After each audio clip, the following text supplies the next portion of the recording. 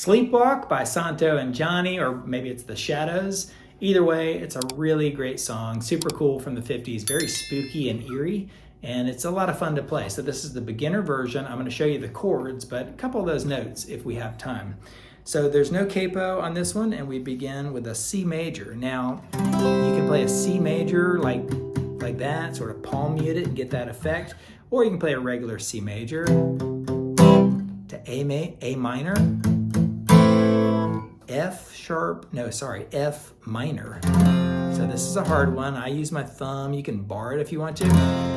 The key is that note right there, first fret of the G string. You got to hit that note no matter what you do, because that makes it the minor. And then it goes to a G major. G major. You know, so I've found this one, even though I don't really love to do F shapes and bar chords, I got a video on how to play those easily. That's an A minor right there. You know, it's a pretty good way to do it. So C, A minor, F minor to G, back to C, and does that over and over again.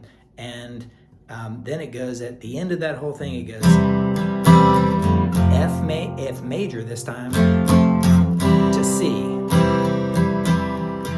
And the chorus goes F major, and now you got to get to an F minor. Hear that note?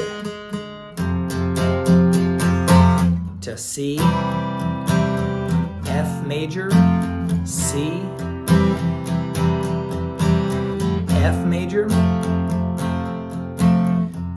F minor, and then to a G, and then it goes like this. That's a B flat, G, G major, and then back to C, and does the whole thing again. Now, if you were going to play those little notes, so this is a bit more advanced if you're trying to do it at the same time as playing the low notes, but it's basically, it's that fret right there, that 8th fret of the E string, and then play an A minor, regular A minor, but add a pinky or another finger to the 3rd fret of that E string.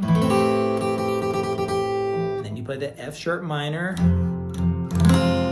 hit the top notes of that, and go up 2 frets, and go up 1 more fret, and back down to the 3rd fret, and then just hit the E string on the 1st fret, and back to the C. So just practice those notes right there. It's really cool. You can solo on top of somebody if you learn it, and just try one note if you want to. Ready?